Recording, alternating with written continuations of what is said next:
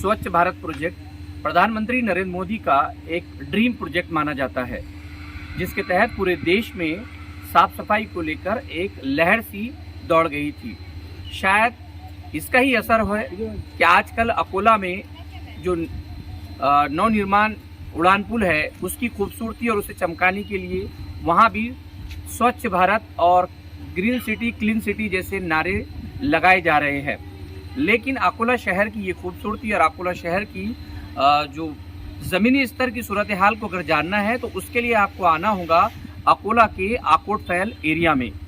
अभी इस वक्त हम खड़े हैं अकोला के औरंगजेब कॉलोनी में, जहां पर अकोला का प्रसिद्ध फातिमा हॉस्पिटल है। यहाँ पर रोज़ाना हज़ारों लोगों का आना जाना, वैसे ही मरीजों का भी होता है। जो निवासी है यहाँ के वो लोग भी आते जाते रहते हैं, लेकिन ना यहाँ पे सही तौर से सड़कें बनी हुई है, ना नालियों के पानी की जो निकास का सही से उसका इंतज़ाम किया गया है, जिसको लेकर जो मकामी लोग हैं, जो स्थानीय नागरिक हैं, उनमें काफ़ी नाराज़गी पाई जा रही है। ऐसे ही हमारे साथ यहाँ कुछ लोग हैं, हम उन्हीं से जानना चाहेंगे कि वो इस पूरी सूरत हाल को किस तरह से देखते हैं। ये बताइए, आप यहाँ क्या करते हैं? यहाँ फातिमा हॉस्पिटल नमाज़ पढ़ाता हूँ। यहाँ कुछ लोग ये इसके पानी के और कीचड़ की वजह से नमाज को भी नहीं आ रहे, घर में नमाज पढ़ रहे थे। मरीज आते हैं बेचारे, तो गाड़ियाँ उनकी इधर फंस जाती पानी में, कीचड़ में, इधर ही रखना पड़ता है। अपने यहाँ बहुत गर्दी हो जाती है, आने जाने में बहुत तकलीफ है।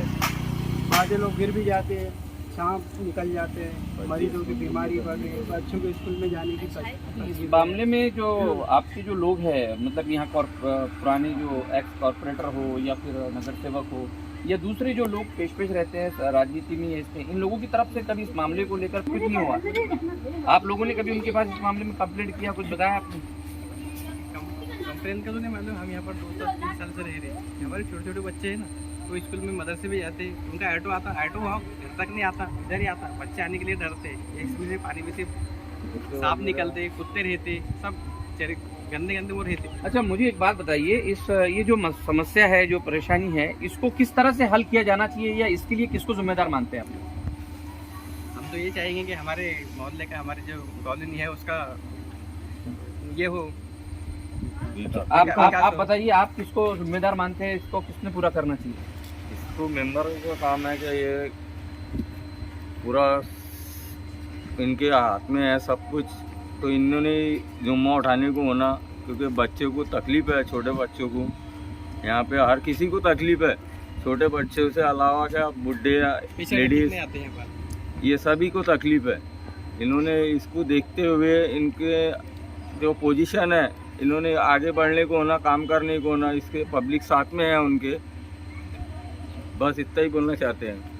तो बिल्कुल लोगों का, अगर हम जितने लोगों से इस मामले में बात करेंगे तो सबका तकरीबन यही कहना आएगा कि कोई नहीं चाहता है कि इस तरह की बदहाली हो। हर कोई अच्छे माहौल में और साफ सुथरे माहौल में अपनी ज़िंदगी और अपना घर बसर जो है तो गुजारना चाहता है। लेकिन बदकिस्मती है कि यहाँ के लोगों को न जाने और कितने दिन इसका इंतज़ार करना पड़ेगा। अगर बात की जाए इस मामले को लेकर क्या एफर्ट्स किए गए, तो सूत्र बताते हैं कि जो बालापुर जो मतदार संघ है उसके जो आमदार है नितिन देशमुख, उन्होंने इसके लिए कुछ पहल की थी।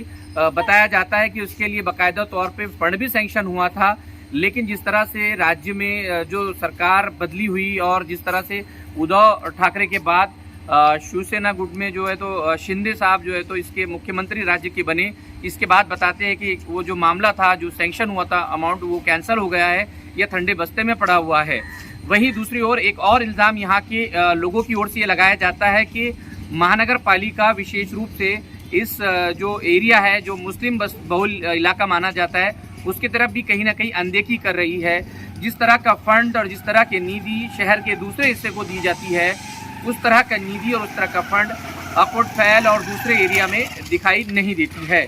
उम्मीद की जानी चाहिए कि इस सूरत हाल पर यहाँ के लोग, विशेषकर म्यूनिसिपल कॉरपोरेशन की जो है तो की आँख खुलेंगी और वो इस मामले में पहल करते हुए लोगों को राहत देने की कुछ हद तक कोशिश करेंगी।